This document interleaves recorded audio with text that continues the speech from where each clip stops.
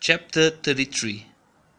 And Yaakov lifted his eyes, and looked, and saw Esau coming, and with him 400 men. And he divided the children among Leah and Rachel and the 2 female servants. And he put the female servants and their children in front, and Leah and her children behind, and Rachel and Joseph last. And he himself passed over before them and bowed himself to the ground 7 times until he came near to his brother.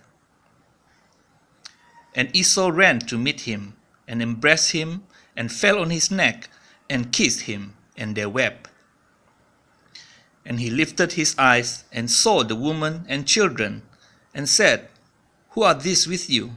And he said, "The children with whom Elohim has favored your servant." Then the female servants came near, they and their children, and bowed themselves. And Leah also came near with her children, and they bowed themselves. And Joseph and Rachel came near, and they bowed themselves. Then Esau said, "What do you mean by all this company which I met?" And he said, "To find favor in the eyes of my master." But Esau said, "I have enough, my brother. Let what you have remain yours." And Yaakov said, "No, please, if I have now found favor in your eyes, then receive my present from my hand, because I have seen your face like seeing the face of Elohim, and you were pleased with me. Please take my barakah that is brought to you, because Elohim has favored me, and because I have all." And he urged him, and he took it. And he said, "Let us depart and go, and let me go before you." But he said to him, "My master knows that the children are weak, and the flocks and herds which are nursing are with me, and if the men should drive them hard one day, all the flocks shall die. Please let my master go before his servant, and let me lead on slowly according to the pace of the livestock that go before me, and according to the pace of the children, until I come to my master in Seir." And Esau said, "Please let me leave with you some of the people who are with me." But he said, "Why this? Let me find favor in the eyes of my master." And Esau returned that day on his way to Seir. And Yaakov departed to Succoth, and built himself a house, and made booth for his livestock. That is why the name of the place is called Succoth. And Yaakov came safely to the city of Shechem, which is in the land of Canaan, when he came from Padam Aram, and he pitched his tent before the city. And he brought the portion of the field where he had pitched his tent from the children of Hamor, Shechem's father, for 100 kesita. And he put up an altar there, and called it El Elohe Yisrael. Chapter 34. And Dinah, the daughter of Leah, whom she had borne to Yaakov, went out to see the daughters of the land. And Shechem, son of Hamor, the Kewite, prince of the land, saw her, and took her, and lay with her, and humbled her. And his being clung to Dinah, the daughter of Yaakov, and he loved the girl, and spoke kindly to the girl. And Shechem spoke to his father Hamor, saying, "Take this girl for me for a wife." And Yaakov heard that he had defiled Dinah his daughter. Now his sons were with his livestock in the field, so Yaakov kept silent until they came. And Hamor, the father of Shechem, went out to Yaakov to speak with him, and the sons of Yaakov came in from the field when they heard it. And the men were grieved and very wroth.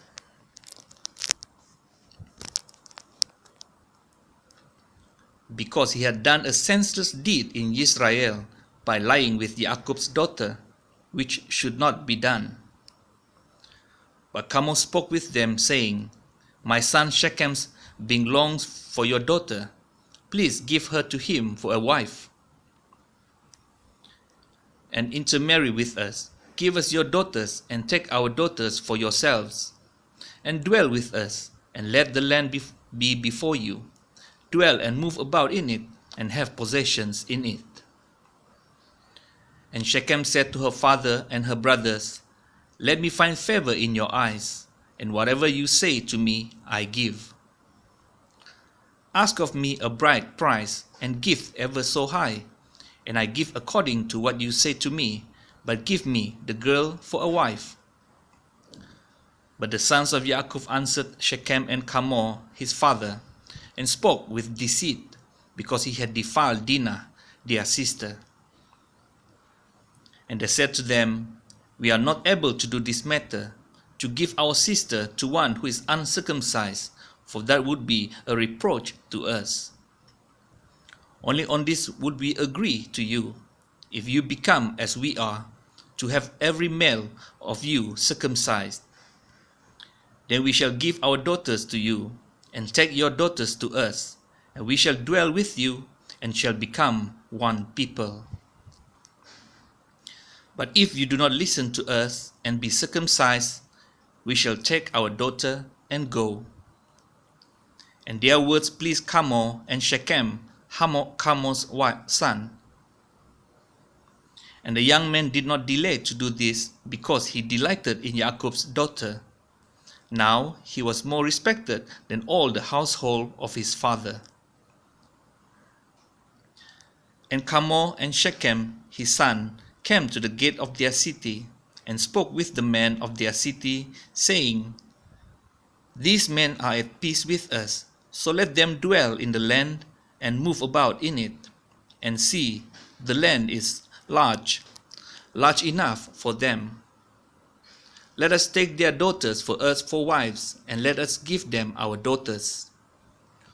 Only on this would the men agree to dwell with us, to be one people, if every male among us is circumcised as they are circumcised. Their herds and their possessions and all their beasts, should they not be ours? Only let us agree with them, and let them dwell with us. And all who went out of the gate of his city listened to Hamor and Shechem his son. Every male was circumcised, all who went out of the gate of his city.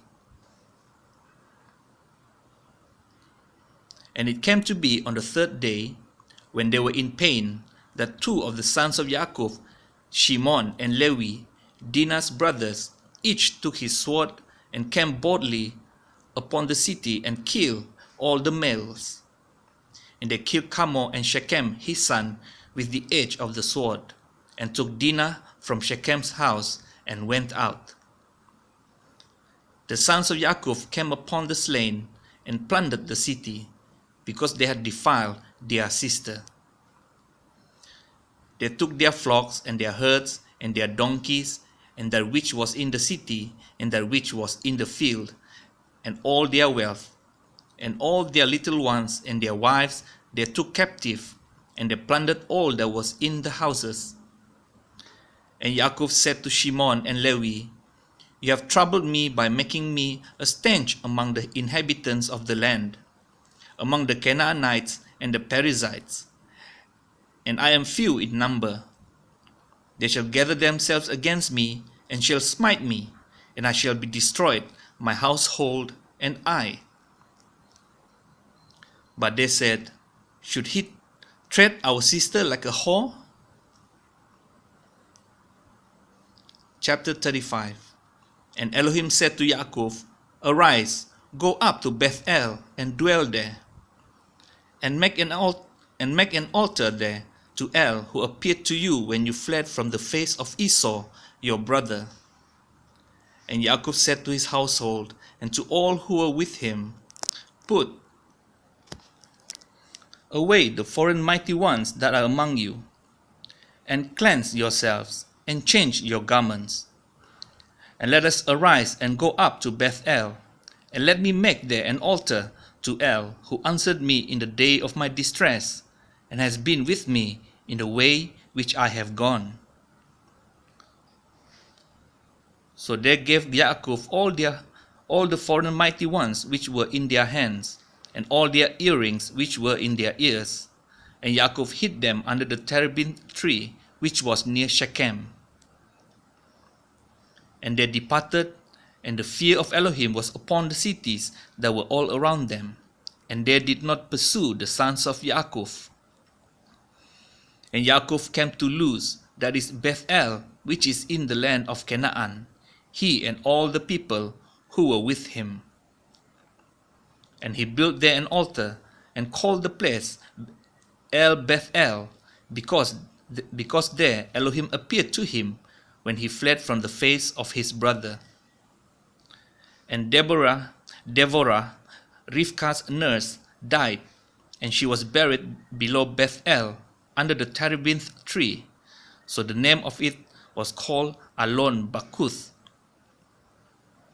And Elohim appeared to Yaakov again when he came from Padan Aram and barak him. And Elohim said to him, "Your name is Yaakov. Your name is no longer called Yaakov, but Yisrael is your name." So he called his name Yisrael.